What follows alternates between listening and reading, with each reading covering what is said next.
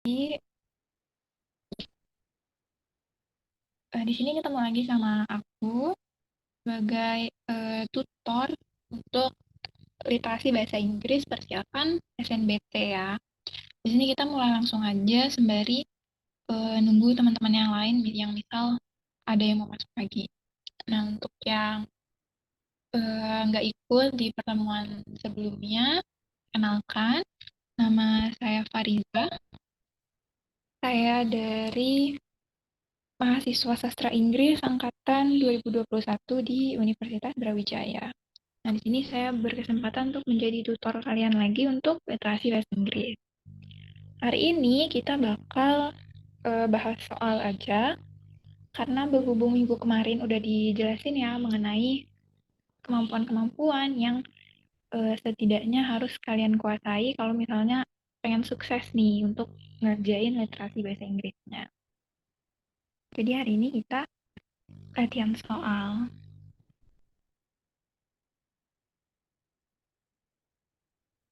Nah, di sini ada paragraf yang lumayan panjang. Kita langsung baca soalnya aja dulu.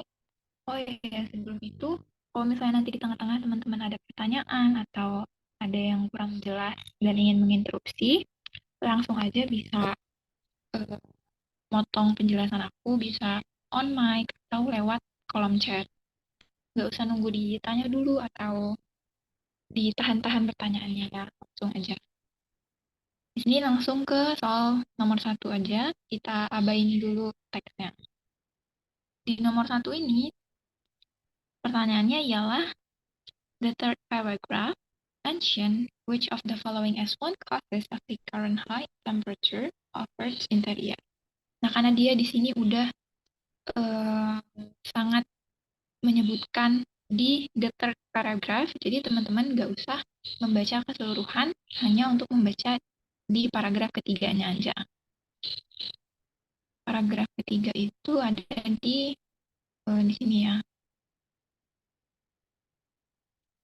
Nah, dari di situ yang ditanya ialah salah satu penyebab dari current high temperature of Earth's interior, dari tingginya suhu di dalam interior bumi ya, di dalam inti bumi.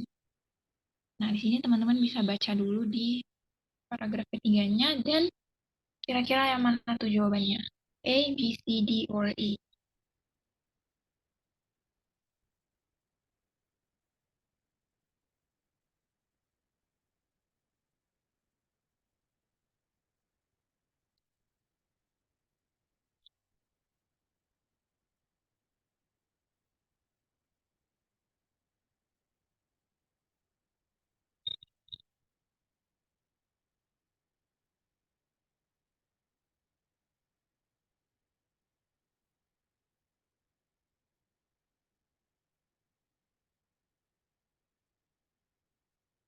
Any answer?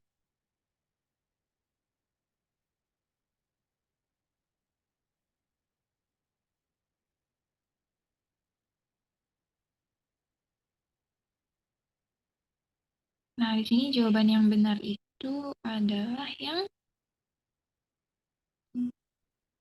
mana yuk?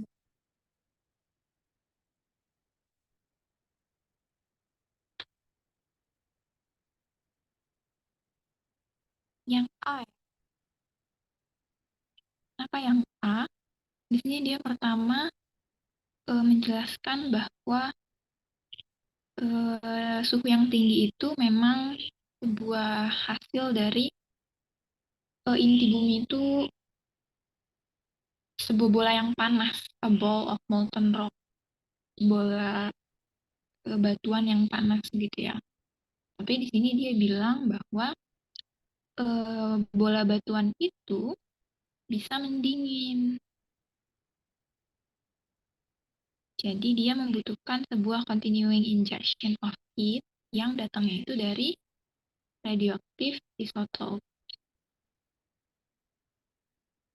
Jadi salah satu alasan kenapa inti bumi itu masih memiliki suhu yang panas, high temperature, itu dari the decay of radioactive isotope. Kalau misalnya yang B, the movement of elements from Earth crust to its interior, itu dia salah. Kenapa? Karena nggak dijelasin ya di sini. Nggak ada penyebutan tentang the movement of elements di Earth, Earth interiornya gitu. Di sini dia yang elemen itu cuma di sini doang kata-kata elemennya, dan itu bukan menjelaskan tentang the movement of elements yang menyebabkan suhunya tinggi. Kalau yang C, the vibration that results from movement of Earth crust, itu juga nggak disebutkan, jadi salah. Yang D, the injection of certain organic elements in Earth inner corner. Nah, yang B ini juga dia akan merujuk balik ke radioactive isotope. Jadi dia di sini kan, dia disebutkan without some continuing injection of heat, the interior of Earth could not still be as hot as it is today. Jadi tanpa adanya masukan panas lain, inti bumi itu nggak akan sepanas hari ini gitu. Nah, jadi masukan panas itu adalah radioaktif isotop. Jadi yang di ini masih merujuk ke yang A. Jadi yang di kurang tepat karena dia nggak secara langsung gitu jawabannya ya. Ada jawaban yang lebih langsungnya, yaitu yang A. Kalau yang E, the thickness of the outer core that covered the inner core juga kurang tepat. Kurang tepat ya, karena dia di sini cuma function as an insulation blanket. Dia nggak berfungsi secara langsung mengenai tingginya suhu gitu. Dia cuma bertugas untuk melapisinya aja. Nah, jadi susahnya kadang susahnya literasi bahasa Inggris itu ialah dari teksnya sih ya. Kadang teksnya itu yang dikeluarin adalah teks-teks yang bersifat ilmiah, yang kadang kan anak-anak soshum pasti agak susah. Atau kadang teks yang dikeluarin itu adalah teks-teks yang sosial, yang kadang anak IPA itu juga susah. Jadi eh, di sini yang diperluin reading comprehension-nya, gimana kalian bisa tetap paham walaupun kalian itu nggak ada background ilmunya. Jadi harus banyak-banyak latihan. Gitu, paham ya? Lanjut ke nomor 2. According to the passage, scientists do not understand in detail how. Jadi teman-teman harus paham dulu soalnya sebelum balik ke paragrafnya. Yang ditanyain adalah berdasarkan paragraf di atas, teks di atas, para ilmuwan itu tidak paham secara detail tentang apa ya? A, B, C, D, E. Nah, di sini teman-teman berarti harus membaca teks secara keseluruhan. Ini baca. Teman-teman harus membaca teks secara keseluruhan sambil mencocokkan jawaban yang ada ke dalam teksnya. Gimana ya caranya?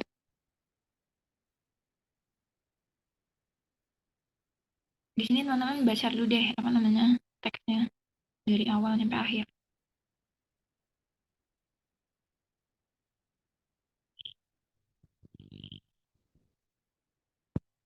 Atau gini aja. Kita lihat dari yang A ya. The crust affect internal Earth's internal temperature. Nah, di sini dari opsi yang A ini teman-teman cari di teksnya. Dia itu ada atau enggak, benar atau enggak, jadi dicocokkan. Dia tadi ngomongin tentang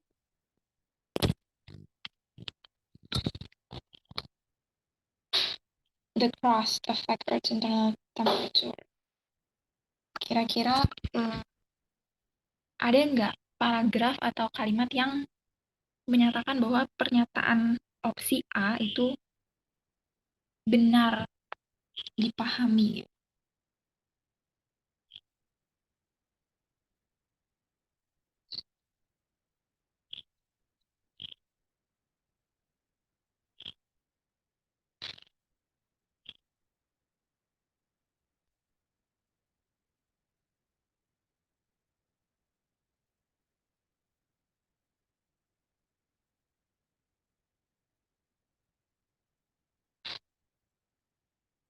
Nah, kalau teman-teman udah baca secara keseluruhan, sebenarnya itu nggak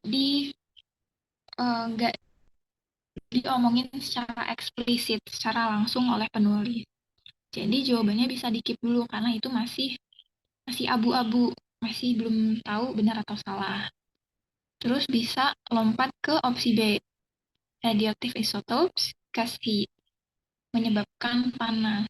Dicari lagi di teksnya ada atau enggak. Nah, karena tadi kita udah ngebahas di soal nomor 1, itu benar kan, radioactive isotopes ini menyebabkan extra heat. Dia bilang extra heat comes from radioactive isotopes. Berarti benar yang B. Yang B benar, sedangkan dari soalnya kita harus mencari yang tidak dipahami oleh saintisnya, berarti yang salah. Nah, kalau yang C, Earth magnetic field is created, ada lagi nggak nih di teksnya? Nah, magnetic field itu cuma disebutin di atas.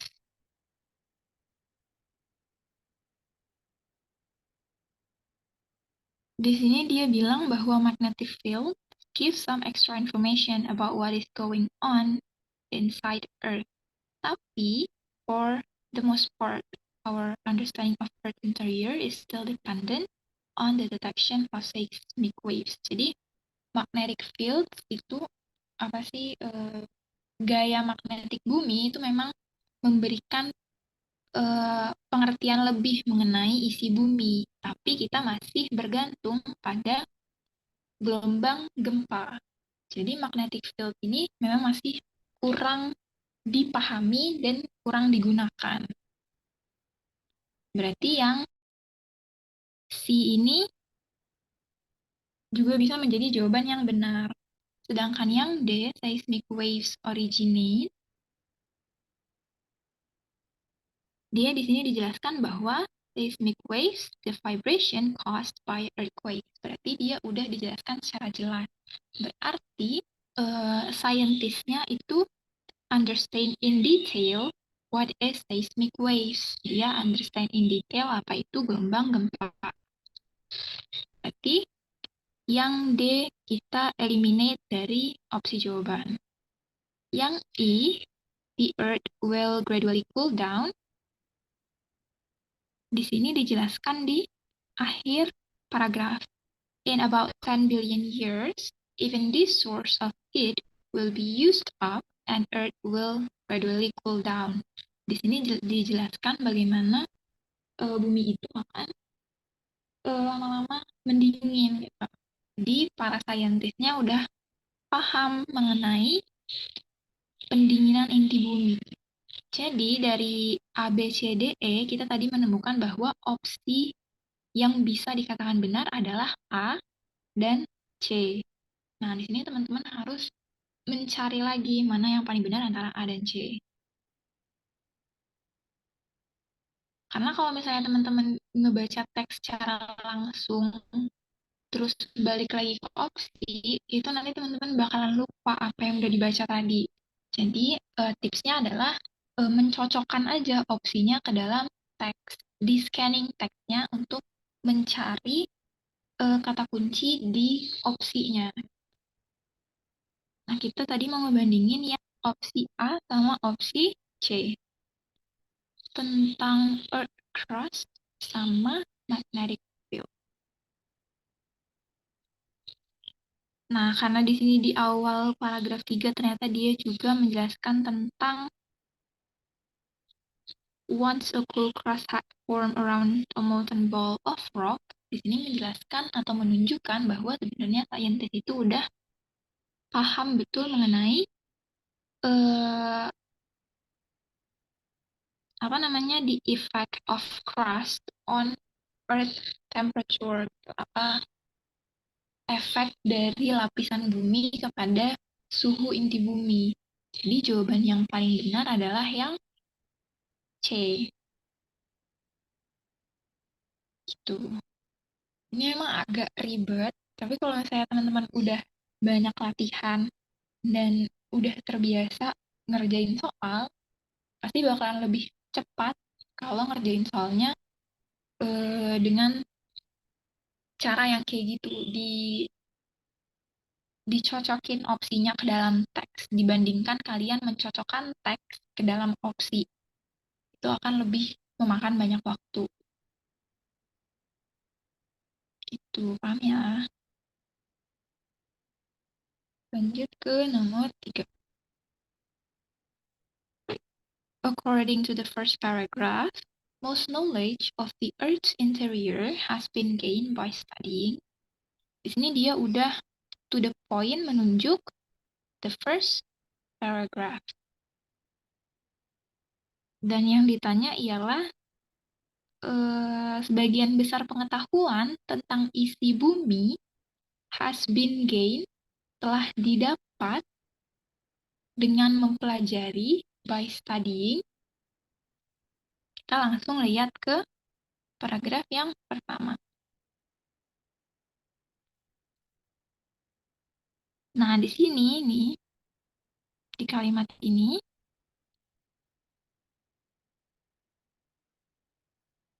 for the most part of our understanding of Earth's interior is still dependent on the detection of seismic waves. Sebagian besar dari pemahaman kita tentang isi bumi masih bergantung dengan deteksi dari gelombang gempa.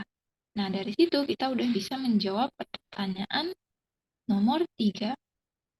The most knowledge of Earth interior has been gained by studying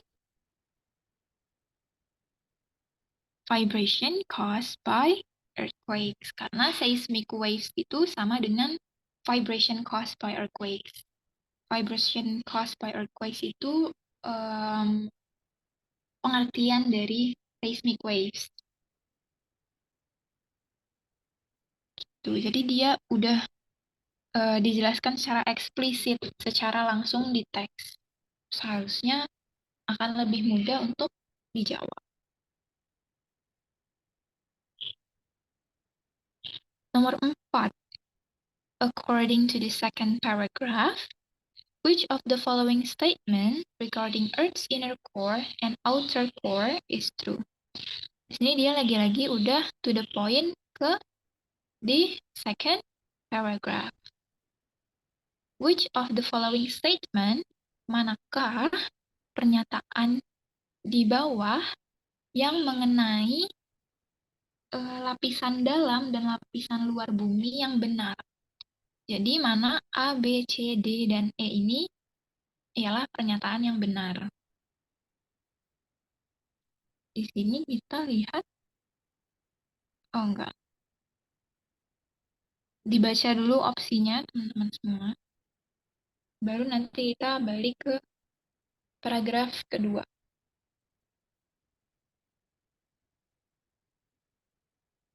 Yang A, neither the inner core nor the outer core can be studied using seismic waves. Dua-duanya nggak bisa dipelajari oleh seismic waves. Sedangkan dari pemahaman soal sebelumnya, kita udah tahu bahwa most knowledge of Earth interior has been gained by studying seismic waves. Berarti yang A ini udah pasti salah. Karena jelas dua-duanya itu bisa dipelajari menggunakan seismic waves. Bahkan most of the knowledge itu didapatkan dari pembelajaran seismic waves. Yang B, The outer core is more solid than the inner core. Lapisan luar itu lebih solid atau lebih keras dibandingkan lapisan dalam. Kalau yang C, the inner core and the outer core have greatly different temperatures. Lapisan luar dan lapisan dalam memiliki perbedaan suhu yang banyak. Yang D, both the inner corner and outer core probably contain iron.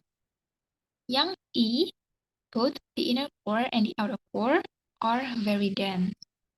Nah, kita lihat ke paragraf keduanya. Tadi ada membahas tentang suhu dan contain iron dan juga very dense. Nah, di sini yang disebutkan very dense, terus rich in iron, sama suhunya itu hanya inner core aja. Yang outer core-nya nggak disebutin. Berarti opsi tadi yang menyebutkan very dense, rich in iron, dan suhu itu salah karena nggak bisa dibandingkan. Karena dia di sini hanya menyebutkan tentang inner core-nya aja. Berarti kita balik lagi ke opsinya. Yang A udah di-eliminate, yang C juga di-eliminate. Different temperatures, kita nggak tahu perbedaan suhunya karena yang disebutkan suhunya hanya inner core tadi. Yang D juga salah, kenapa? Karena kita nggak tahu outer core-nya juga contain iron apa enggak, karena yang disebutkan hanya inner core-nya aja tadi. Yang I pun begitu, hanya disebutkan inner core-nya aja. Berarti tersisa opsi B. Berarti opsi B yang paling benar. Gitu.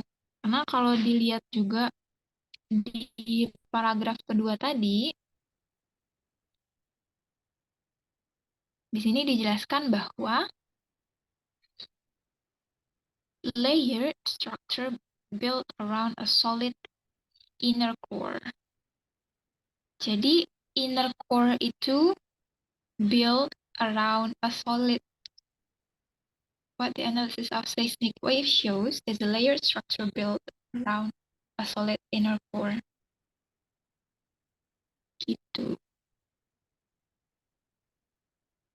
Berarti lapisan luar itu lebih solid, lebih keras dibandingkan lapisan inti bumi.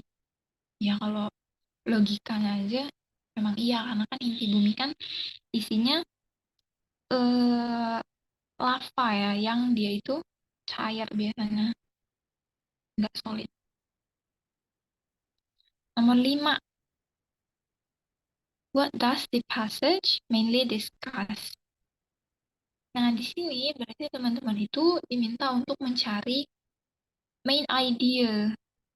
Berarti kalau main idea, teman-teman harus membaca teks secara keseluruhannya.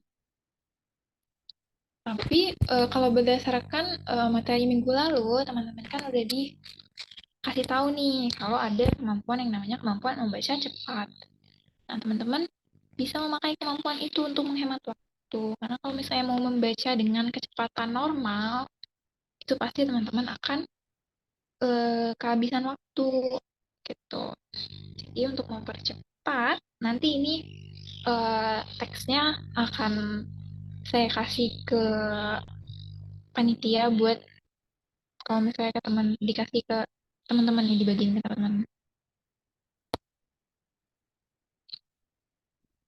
Jadi untuk mempercepat, kira-kira apa nih yang bisa meng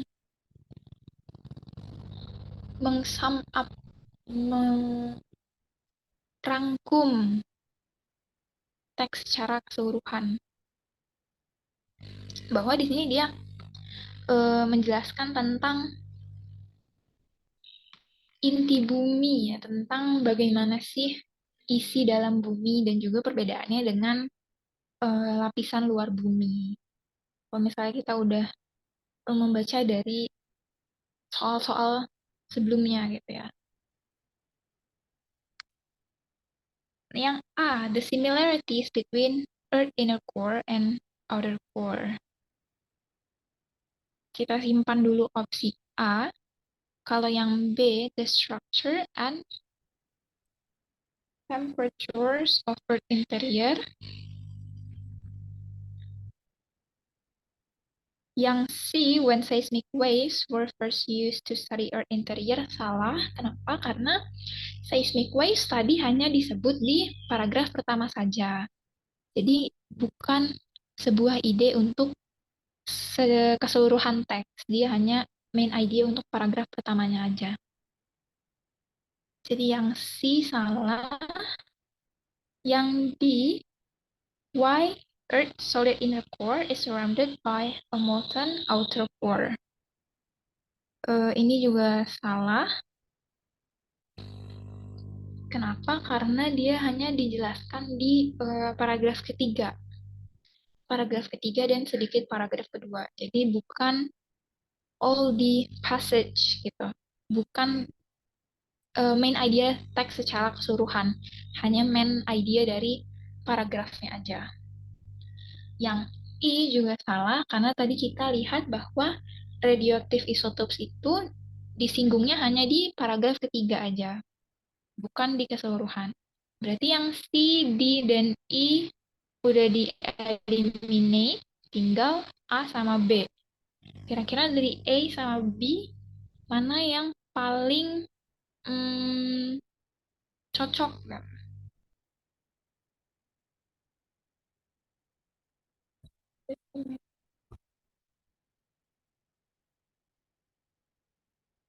Lebih ke yang B ya. Kenapa yang B?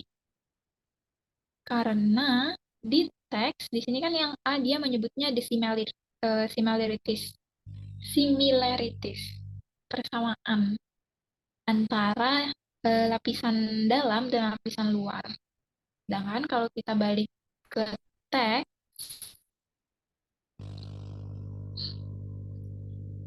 dia nggak menyebutkan tentang persamaannya apa. Bahkan mungkin lebih menyebutkan tentang perbedaannya.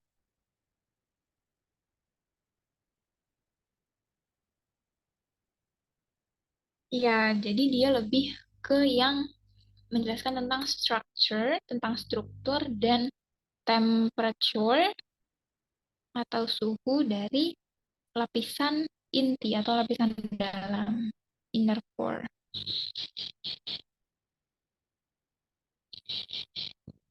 Gitu. Nomor 6, the word mare in line 1 is closest in meaning to.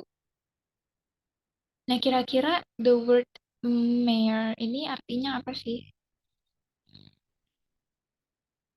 Mare.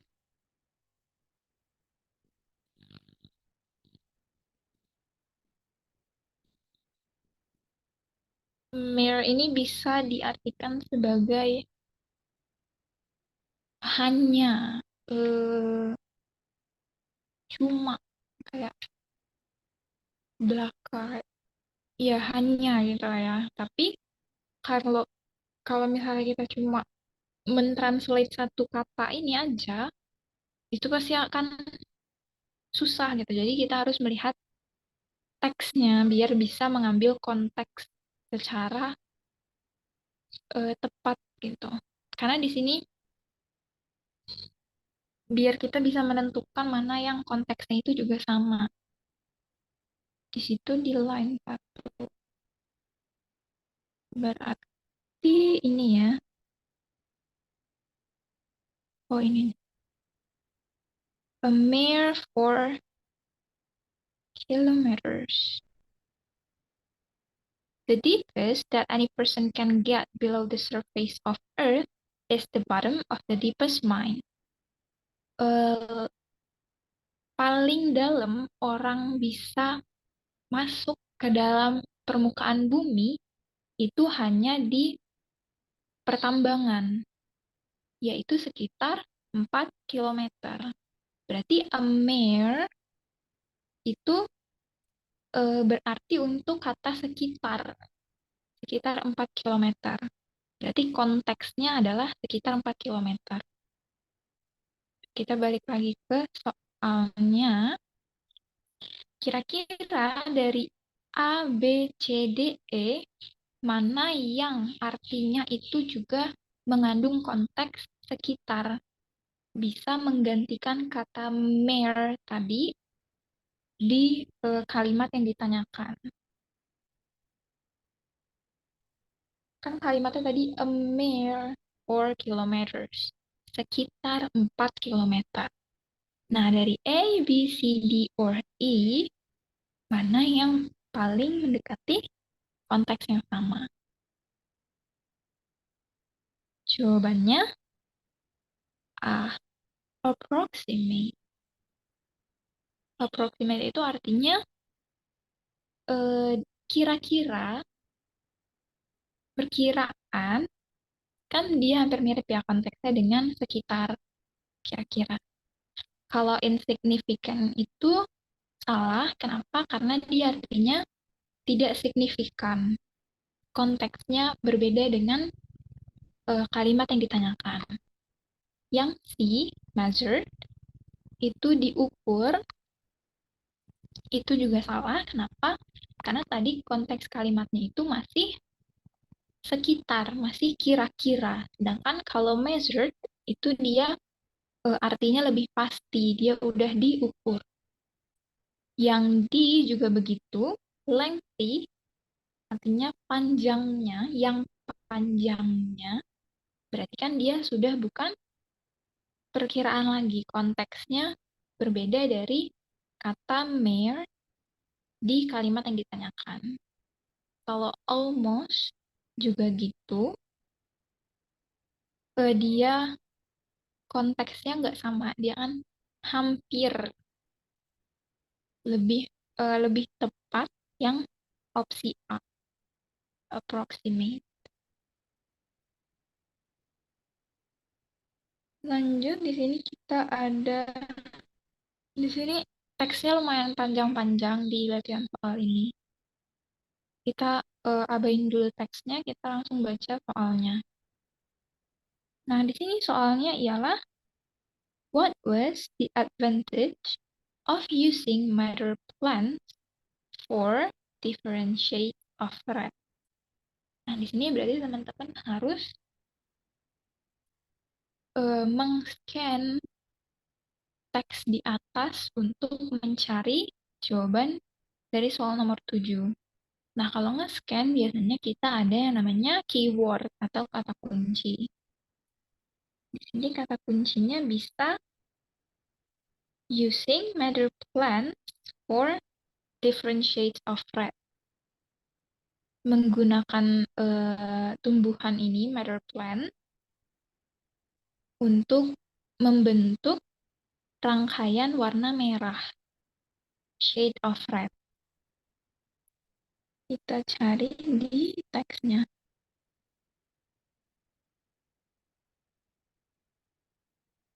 Shade of red. Mana tuh shade of red? Dicari di mana yang ada shade of red-nya.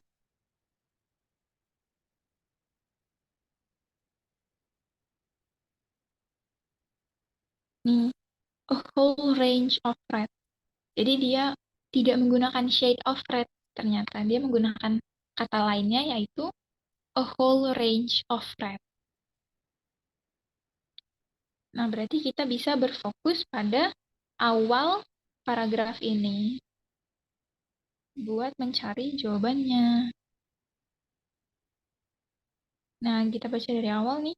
Since matter plants get grown practically everywhere, bisa tumbuh di mana saja. Jadi akarnya itu digunakan untuk membentuk susunan warna merah. Nah, kita cari ada nggak di opsinya. Ternyata ada. Ternyata dia ada di opsi yang A. Karena itu bisa menjadi sebuah keuntungan kan. Kenapa dia menggunakan Mather Plant for different shade of red. Karena dia tumbuh di mana aja, jadi gampang ditemuin.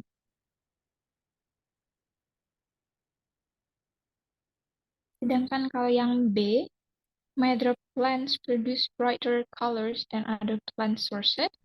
Kalau misalnya di sini teman-teman pengen eh, memastikan lagi jawabannya, kita bisa balik. Di sini dia produce brighter colors. Berarti kita cari di teksnya yang tadi. Hanya di sekitar awal paragraf ini aja. Karena kan tadi kita menemukan kata-kata a whole range of red-nya hanya di awal paragraf ini. Nah, sedangkan di kalimat ketiga dia sudah membahas tentang warna lain, yaitu biru. Jadi di sini hanya sekitar segini aja nih yang membahas tentang merah.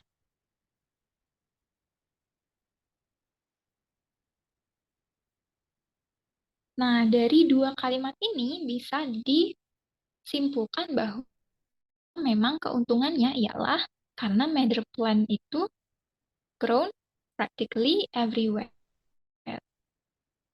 Tidak ada alasan lain untuk bilang bahwa adakah keuntungan menggunakan Mather plant untuk a whole range of red. Gitu.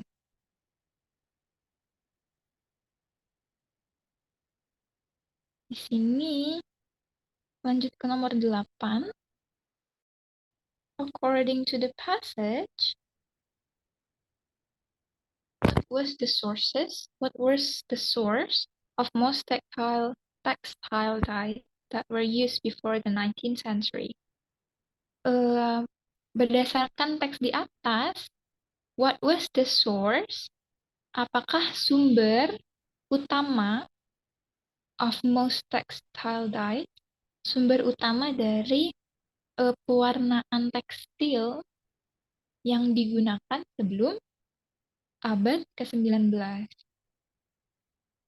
Berarti yang dicari ialah sumber utama dari pewarnaan tekstil sebelum abad 19. Nah, di sini di paling atas, paling awal, ini disebutkan nih. Berarti teman-teman bisa di sini menggunakan keywordnya itu 19th century. Karena kan tadi dia bilang sebelum abad ke-19. Jadi kalau misalnya kita pakai keyword 19th century pasti akan lebih mudah mencarinya gitu. Nah, di sini di kalimat ini until the 19th century all dyes, semua pewarnaan were derived, diambil atau diekstrak gitu ya dari vegetable, dari buah-buahan. Or more rarely, atau lebih jarangnya, ialah dari hewan atau bahan mineral. Berarti yang paling utamanya itu adalah vegetable. Kita balik ke opsi, vegetable itu termasuk ke apa? A, B, C, D, or E.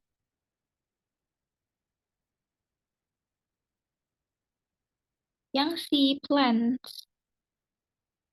Buah-buahan, sayur-sayuran kan termasuk tumbuhan ya. Sedangkan tadi animals atau minerals itu jarang. Dia disebutnya rarely, jarang. Sedangkan yang ditanya ialah sumber utamanya. Berarti ini kan all die, semua. Berarti dia adalah sumber utamanya. Gitu.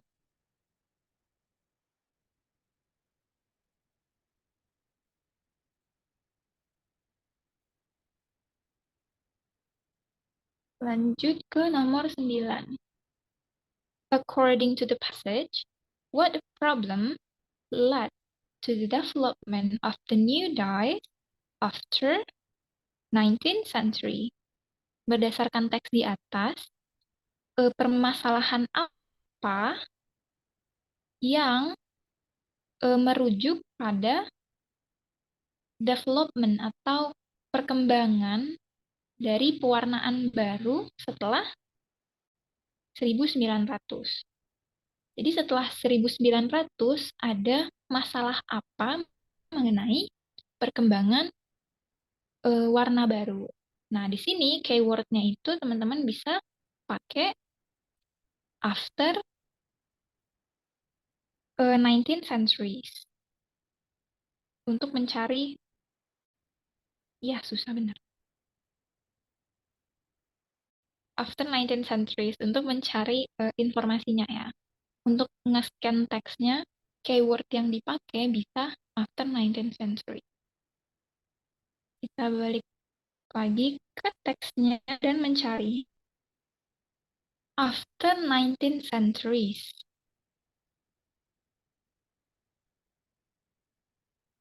Nah, di sini ada by 19th centuries. Berarti by 19th centuries itu kan artinya saat 1900. Saat kan berarti sesudah ya. Jadi di sini bisa kita pakai keywordnya. Jadi keyword di soal itu belum tentu sama dengan yang ada di teks. Jadi teman-teman harus apa ya, gercep gitu, cermat untuk menangkap keywordnya walaupun dia pakai sinonim, nggak sama dengan kata-kata yang ada di soalnya. Karena kan tadi soalnya after 19th centuries. Sedangkan di teks adanya kata-kata by 19th centuries. Tapi kan masih sama artinya, masih satu konteks gitu. Berarti teman-teman bisa baca mulai dari sini aja untuk cari jawabannya. By 19th century, a complete range of synthetic colors had been developed, many of them reaching a standard of resistance to fading from exposure to light and to washing that greatly exceeded that of natural dye stuff. Since then, the petroleum industry has added many new chemicals. Di sini teman-teman bacanya nggak bisa baca pakai intonasi senormal itu ya, karena pasti akan kehabisan waktu.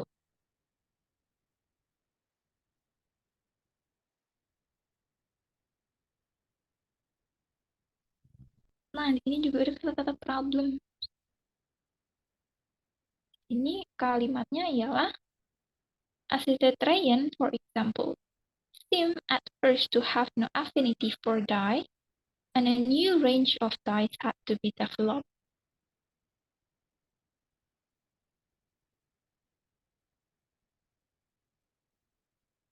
Kita balik ke soal untuk lihat opsinya.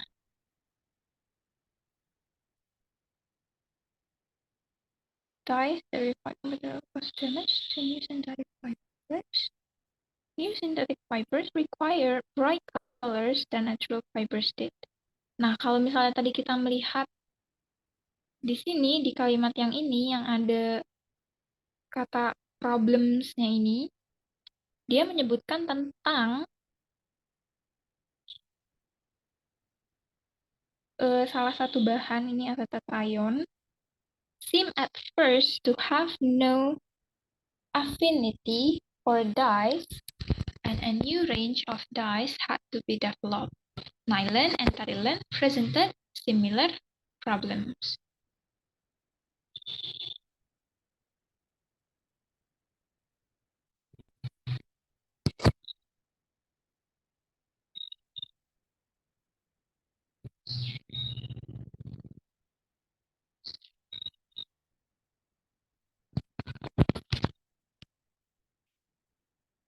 Nah, di sini affinity, no affinity adalah tidak adanya kemampuan untuk menyerap gitu.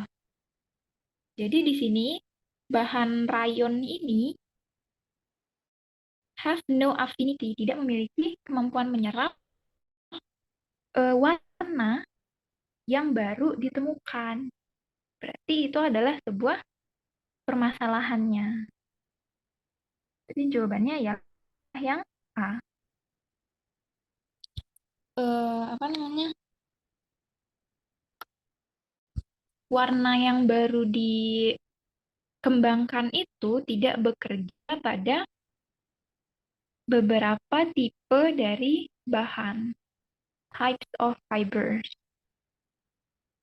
Jadi gitu. Jadi eh, kalau teknik aku adalah mencari keyword-nya. Di sini kan keyword tadi ada after, 100, sama problem.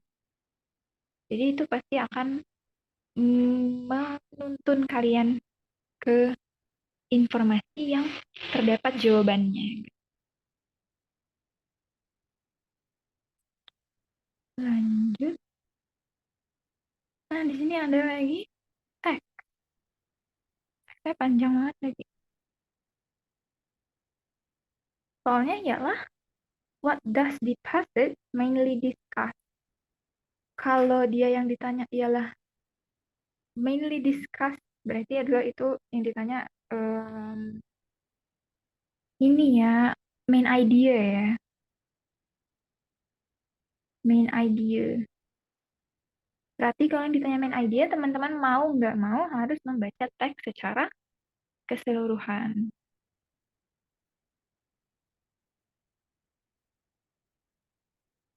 Nah, tapi kalau misalnya teksnya sepanjang ini, teman-teman itu bisa membaca 1 sampai 2 kalimat dari setiap paragraf. 1 sampai 2 kalimat awal untuk memudahkan. Iya, tipsnya jadi kalian bisa baca 1 sampai 2 kalimat awal dari setiap paragraf. Karena biasanya kalimat utamanya atau main idea dari paragrafnya itu kan adanya di kalimat awal kan. Jadi teman-teman bisa cukup baca 1 sampai 2 kalimat awal. Tapi kalau misalnya sehabis teman-teman membaca 1 sampai 2 kalimat awal, tetap agak kebingungan menemukan main idenya, berarti teman-teman tetap harus membaca teks secara keseluruhan. Karena berarti kalimat utamanya bisa aja nggak di awal, dia bisa di akhir atau di tengah. Gitu. Nah, di sini untuk mempercepat aja gitu ya.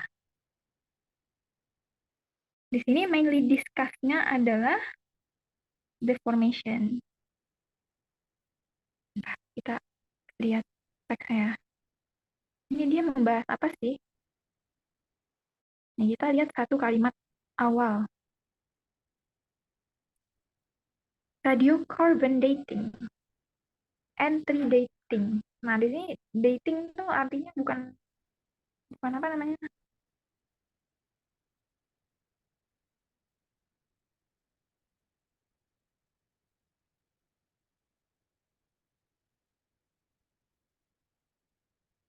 Di sini dating itu artinya bukan uh, in relationship gitu ya.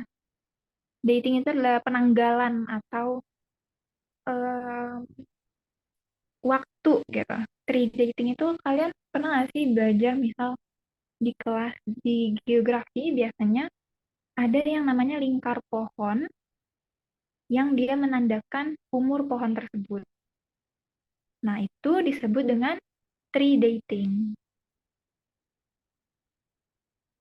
Di sini dia radiocarbon dating and tree dating in combination have provided a very powerful tool to establish a time spectrum for more dates in the past. Dia tree dating ini sudah um, menyajikan alat gitu ya, menyajikan sebuah cara gitu untuk kita mengetahui time spectrum, untuk kita mengetahui rentang waktu dari masa lampau. Nah, di yang kedua, paragraf yang kedua, usually but not always trees produce one ring each year. Biasanya, tapi tidak selalu, pohon-pohon itu memproduksi 1 lingkaran setiap tahunnya. Kita baca nyampe kalimat yang kedua. This ring is formed by the cambium. Lingkaran ini dibentuk oleh cambium which lie yang berada antara the old wood and the bark. Kita lanjut ke yang paragraf ketiga. Growth rings, however, are not always the same thickness. Pertumbuhan lingkaran itu tidak memiliki ketebalan yang sama. Dia bervariasi karena several reasons. Kita langsung lanjut ke yang terakhir. Another important factor is that tree rings growth varies with age of the tree. Faktor penting lainnya ialah lingkaran pohon itu tumbuhnya bervariasi dengan umurnya. Nah, dari beberapa kalimat yang kita ambil di awal paragraf, itu kita udah bisa menyimpulkan bahwa teks tersebut main idenya ialah the formation of growth ring in tree. Karena kalau yang A, itu dia bahkan nggak disebutkan sama sekali kata-kata the effect of drought on tree ring growth. Kalau yang B juga kurang tepat, kalau yang C juga kurang tepat karena dari kalimat utama setiap paragrafnya aja tidak menyebutkan tentang any problem, tentang adanya masalah atau enggak. Yang I juga mungkin iya the function-nya memang ada fungsinya, tapi bukan in archaeological site, bukan untuk di sisi arkeologi gitu. Arkeologi kan lebih ke fosil-fosil zaman dahulu gitu ya. Sedangkan kalau tree rings ini yang disebutkan di teks fungsinya itu hanya untuk mengetahui umur atau ya umur paling utamanya ya yang disebutkan di dalam teks tersebut. Nah, biasanya gitu. Kalau misalnya terlalu panjang, teman-teman bisa membaca 1-2 kalimat dari setiap paragrafnya.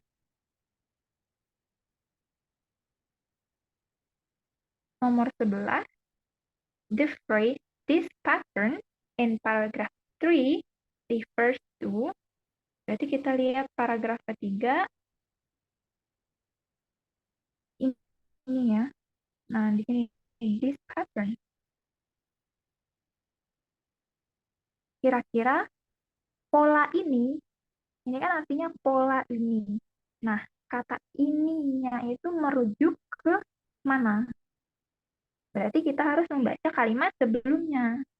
Karena dia pasti merujuk ke kalimat sebelumnya. Kalimat sebelumnya itu, in years with abnormal drought, for example, narrow rings are produced and sometimes no ring at all. In this way, a fossil record is imprinted for as long as the wood remains intact. From this pattern, a historical template can be constructed. Nah, kira-kira berarti this pattern-nya itu merujuk ke yang mana?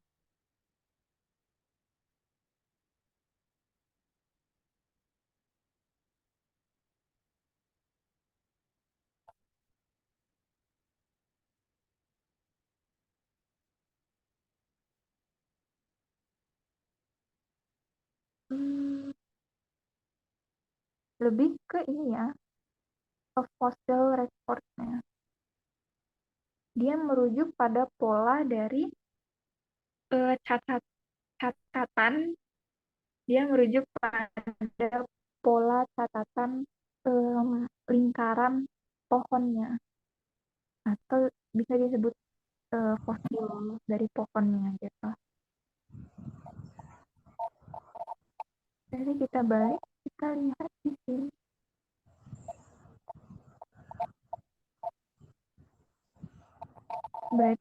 yang D ya. Variation in the thickness of three rings. Atau bisa juga diartikan bahwa susunannya. Kan dia variasi dari ketebalan. Variasi dari ketebalan kan sama aja kita infer atau kita kata lainkan dengan susunannya. Sedangkan kalau the change of season, di kalimat tadi tidak ada kata-kata seasons-nya. Different climate juga katanya nggak ada kata-kata climate-nya. Yang C juga tidak ada kata-kata destruction of trees and forest. Begitu juga yang E. Berarti yang tepat ialah yang D. The variation in thickness of tree ring atau bisa disamakan dengan a fossil report, catatan fosilnya, variasi dari ketebalannya.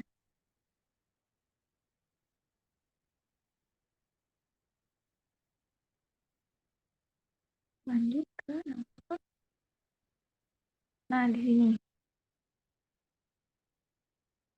Di sini kita langsung baca soalnya. Di sini ada kutipan kalimat. On Earth, subsequent erosion and crustal motion have obliterated the craters. The underlined word above is closest in meaning to, berarti dia menanyakan kata ini, obliterated. Obliterated ini memiliki arti yang paling dekat ke opsi mana? A, B, C, D, E. Berarti teman-teman harus tahu dulu obliterated itu artinya apa. Kira-kira ada yang tahu nggak artinya apa?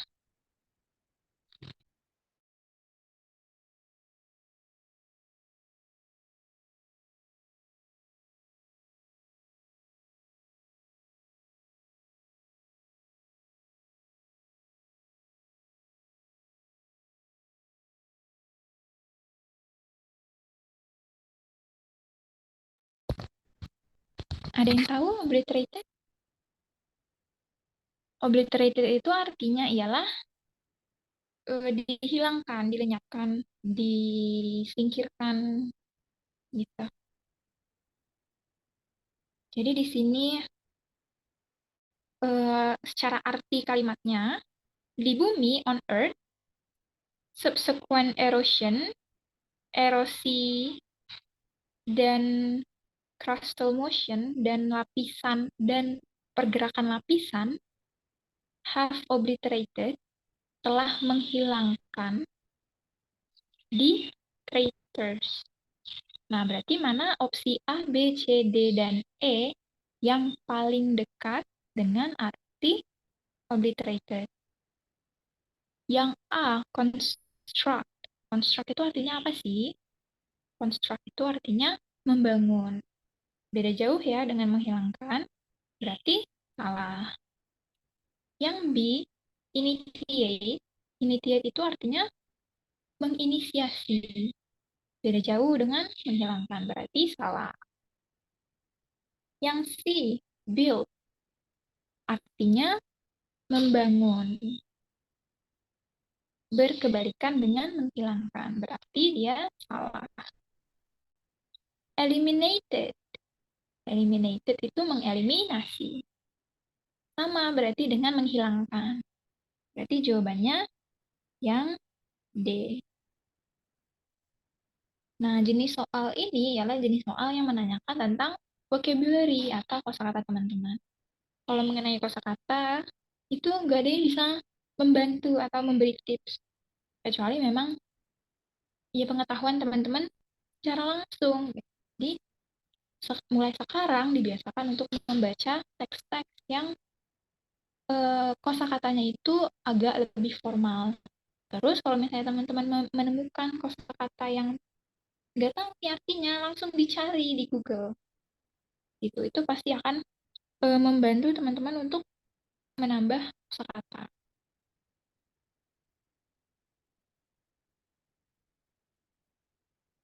13.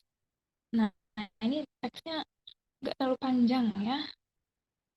The following statements are true according to the passage, except pernyataan-pernyataan di bawah ini itu benar berdasarkan teks. Kecuali berarti kita nyari yang salah. Nah, di sini kita cocokin aja opsinya ke teksnya. Yang A. The schools in Finland aren't huge for international standard. Kira-kira benar apa salah?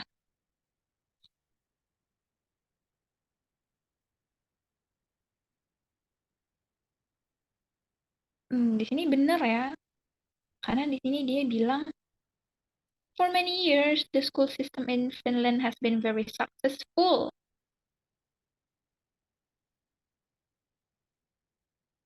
Dia in PISA survey, which compares reading, math, and science knowledge for 15 years old around the world, Finland itu tidak hanya ada di top European country, but also competes, tapi juga bersaing dengan Asian giants like Shanghai, Singapore, and South Korea. Berarti dia salah nih. School in Finland itu are huge enough for international standard. Berarti nih dengan mencocokkan satu jawaban aja udah langsung ketemu nih. Kan di sini dia bilangnya sekolah-sekolah di Finlandia itu tidak cukup besar untuk standar internasional. Padahal di awal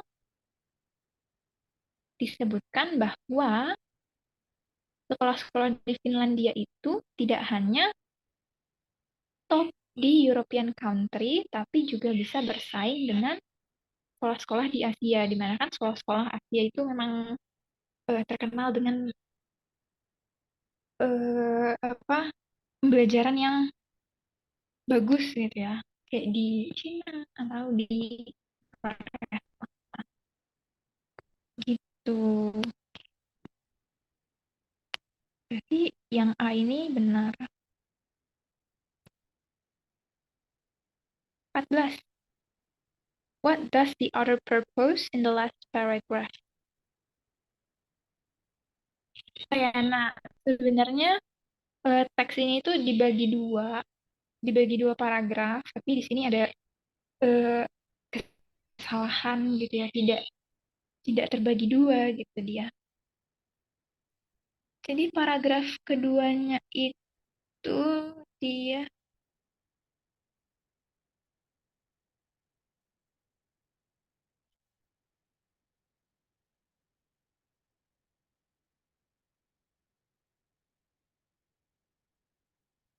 paragraf keduanya itu dia mulai dari ini ya.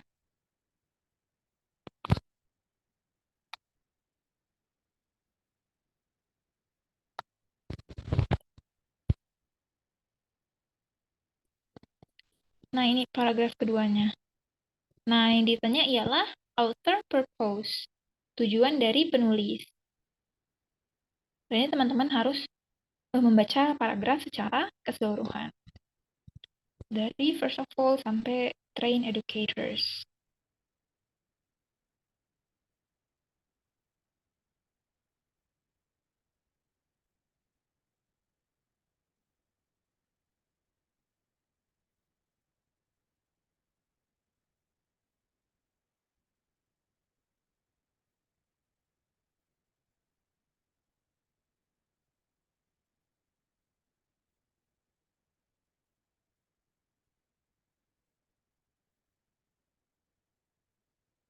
Nah, kira-kira udah dibaca belum? Nah, kira-kira apa sih A, B, C, D, atau E jawabannya tuh? To tell us the procedure of how to become a good teacher. Coba kita cari good teacher.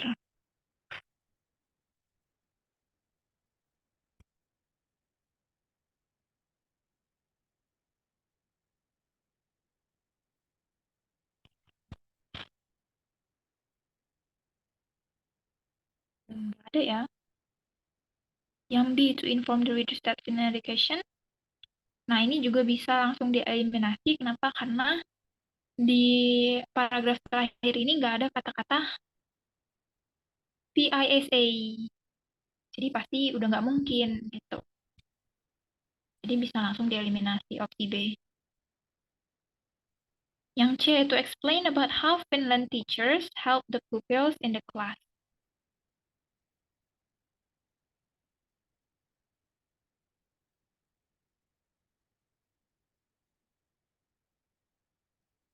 Ini mulai dari sini. Tapi di sini dia nggak membahas tentang bagaimana guru-guru itu membantu para muridnya di kelas. Jadi kurang tepat. Yang D, yang D juga kurang tepat karena tidak ada kata-kata international standard. Berarti jawabannya yang E.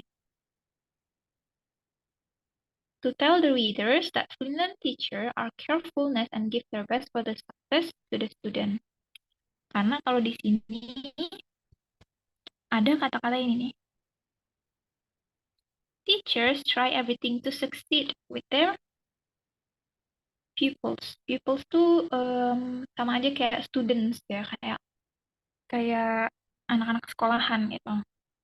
Nah, dari kalimat ini aja udah bisa di-infer, udah bisa diambil bahwa guru-guru di sana itu memang mencoba segala sesuatu untuk sukses dengan murid-murid mereka.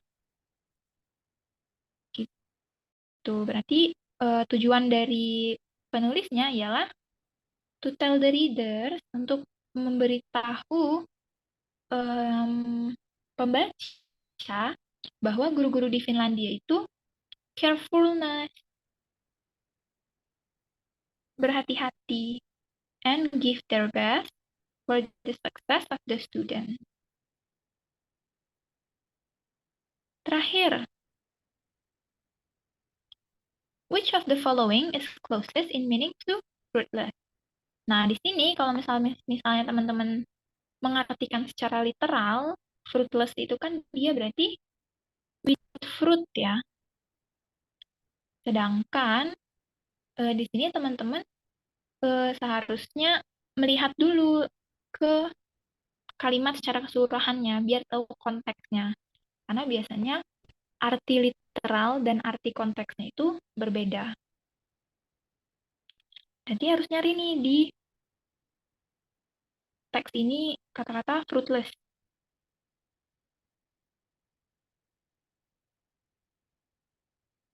Fruitless.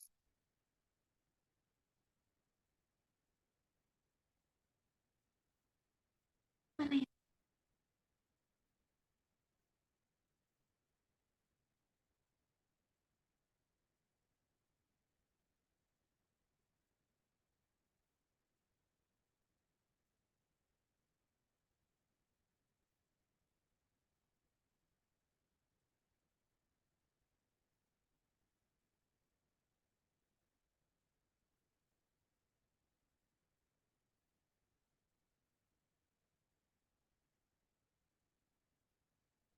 Fruitless.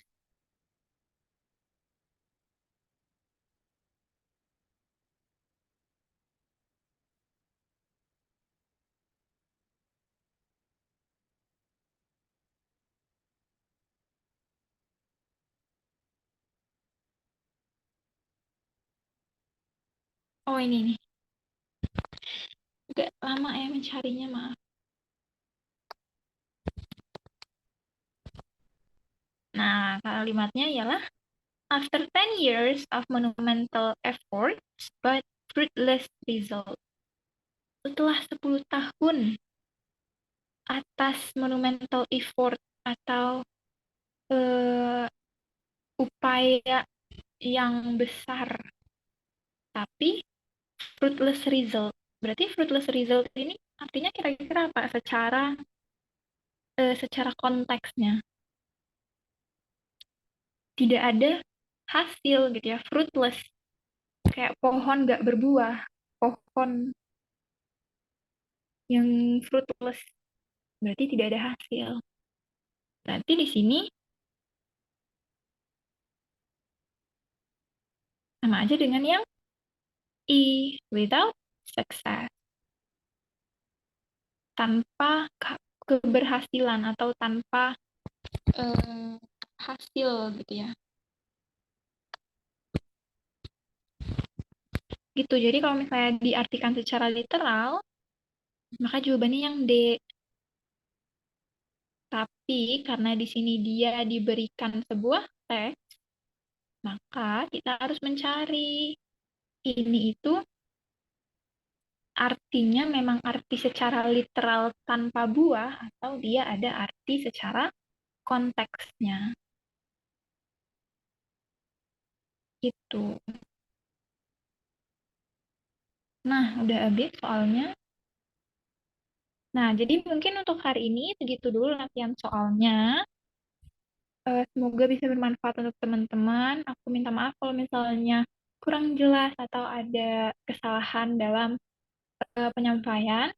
Nanti soalnya aku kasih ke panitia untuk dibagiin ke peserta-peserta hari ini atau teman-teman yang lain yang tidak bisa ikut sampai habis gitu ya. Dan insya Allah kita ketemu lagi untuk pertemuan minggu depan. Terima kasih semuanya udah datang hari ini. Good luck. Semoga lancar untuk yang berpuasa. Dadah.